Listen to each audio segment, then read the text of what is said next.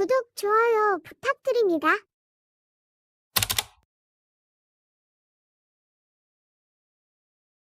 안녕하세요. 우리가 부동산을 사고 팔거나 이용할 때 참 여러 가지 법적인 문제들이 생기잖아요. 근데 이게 개인들 사이의 일인지 아니면 좀 더 큰 차원, 그러니까 국가가 공익을 위해서 나서는 건지에 따라서 적용되는 법이 완전히 다르다고 하더라고요.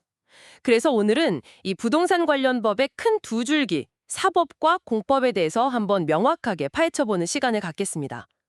우선 부동산 활동이라는 말부터 간단히 짚어볼까요?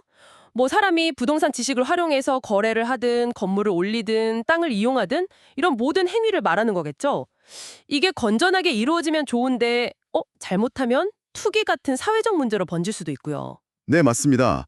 그래서 보통 이 활동을 크게 둘로 나눠서 봐요. 하나는 이제 사적 부동산 활동이라고 부르는 건데요. 이건 말 그대로 개인이 자기 이익, 사익을 위해서 토지나 건물을 사용하거나 사업에 활용하거나 하는 그런 활동들이죠. 우리 주변에서 흔히 보는 아, 개인의 이익을 위한 활동. 그럼 다른 하나는 개인이 아니라 혹시 정부 같은 데서 하는 건가요? 네, 정확해요. 그게 바로 공적 부동산 활동입니다. 정부나 지방자치단체 같은 공적 주체가요, 개인의 이익보다는 예를 들면 국토를 좀 더 효율적으로 이용한다거나 공정한 분배를 한다거나 하는 이런 공익을 목표로 하는 활동이에요. 아무래도 공동체 전체의 이익을 생각하다 보니까 개인 활동과는 성격이 좀 다르죠. 그래서 종종 규제나 어떤 제한 같은 게 따르기도 하고요. 여기서 이제 재미있는 점이 뭐냐면요, 이 두 가지 활동이 각각 다른 법 영역이랑 연결된다는 거예요. 사적인 활동은 주로 부동산 사법이라는 분야와 관련이 깊고요. 공적인 활동은 부동산 공법과 밀접하게 연결되어 있습니다. 아하, 그렇군요. 그럼 대략적으로 개인 간의 문제는 사법, 그리고 공익과 관련된 건 공법, 이렇게 나눠볼 수 있겠네요. 그럼 우선 사법부터 좀 더 자세히 들여다볼까요? 이건 주로 어떤 내용들을 다루게 되나요? 네네, 그렇게 이해하시면 거의 맞습니다. 부동산 사법이라는 건요, 기본적으로 개인하고 개인 사이에 부동산 때문에 생기는 여러 권리 문제나 분쟁 같은 것들을 규율하는 법이에요. 그리고 이 부동산 사법의 가장 대표적인 법이 바로 민법입니다. 워낙 부동산 관련 분쟁이 우리 사회에 많다 보니까 민법 조항들 중에 상당수가 이 부동산 내용을 다루고 있습니다. 아, 민법이 핵심이군요. 근데 제가 듣기로는 민법 조문이 1118개 그 정도나 된다면서요.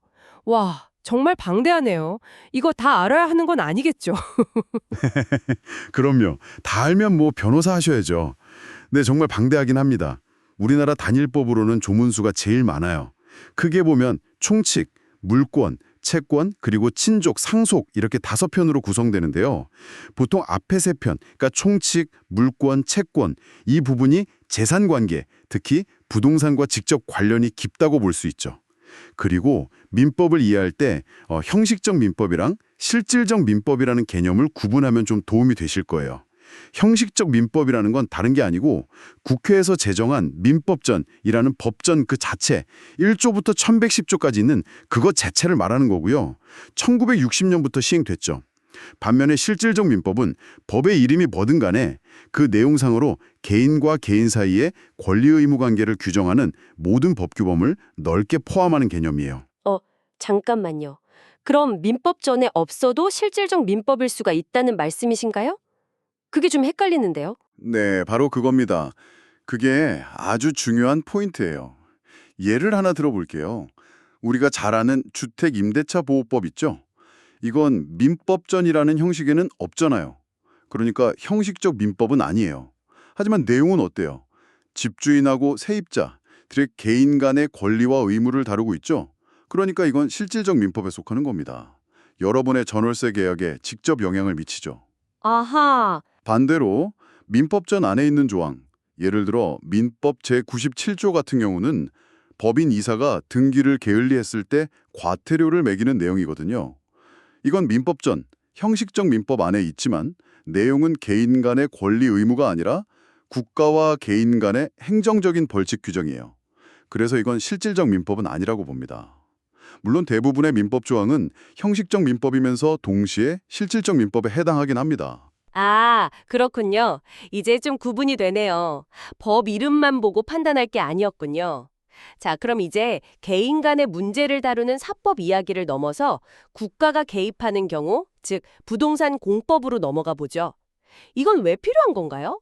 개인 재산인데 국가가 왜? 네, 물론 개인의 재산권 행사는 중요하죠. 하지만 그게 너무 지나쳐서 뭐랄까 사회 전체적으로 봤을 때 투기를 부추긴다거나 다른 공공의 이익을 해치는 방향으로 가면 곤란하잖아요. 또 국토를 좀 더 계획적으로 이용하고 개발해야 할 필요도 있고요. 바로 이럴 때 공익을 위해서 개인의 부동산 활동이나 재산권을 어느 정도는 규제하고 제한할 필요가 생기는데 그 근거가 되는 법이 바로 부동산 공법입니다. 근데 헌법에서 재산권은 보장된다고 배우잖아요. 그런데 그걸 법으로 제한할 수 있다는 게 좀 의외인데요? 네, 좋은 질문이에요. 헌법상 재산권이 보장되는 건 맞습니다. 하지만 그 어떤 기본권도 절대적인 건 아니에요. 다른 기본권들처럼 재산권도 공공복리 같은 정당한 이유가 있을 경우에는 법률로서 제한이 가능하다고 헌법 자체에 명시되어 있습니다. 부동산 공법은 바로 그 공익을 위한 제한의 구체적인 근거가 되는 법들이라고 보시면 돼요. 그렇군요. 공익을 위해서라면 제한도 가능하다. 예를 들면 어떤 게 있을까요? 좀 구체적인 사례가 궁금한데요. 가장 대표적인 예로는 토지거래 허가 제도를 들 수 있겠네요.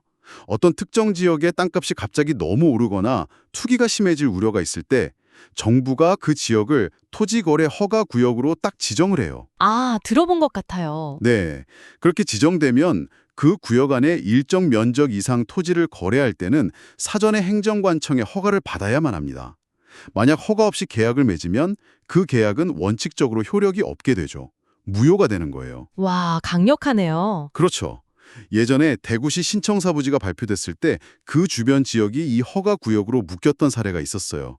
이건 분명 개인의 자유로운 재산권 행사에 제한을 가하는 거지만 그 지역의 투기를 막고 부동산 시장을 안정시키려는 공익적인 조치로 보는 거죠. 그 외에도 국토의 계획 및 이용에 관한 법률, 국토계획법이라든지 도시개발법, 건축법 이런 것들이 다 대표적인 부동산 공법에 해당합니다. 자, 그럼 오늘 이야기를 한번 정리해보면요. 부동산과 관련된 법은 크게 두 갈래로 나눌 수 있겠네요. 하나는 개인과 개인 사이의 권리나 분쟁을 다루는 사법 영역이 있고 그 중심에는 민법이 있다는 거. 그리고 다른 하나는 공익을 위해서 국가가 개인의 부동산 활동이나 재산권을 규제하고 제한하는 공법 영역이 있다는 거. 맞죠? 네, 정확하게 정리해 주셨습니다. 사법과 공법, 이 두 축으로 부동산법을 이해하시면 큰 그림을 잡으시는 데 도움이 될 겁니다. 여기서 자연스럽게 이런 질문을 던져볼 수 있을 것 같아요.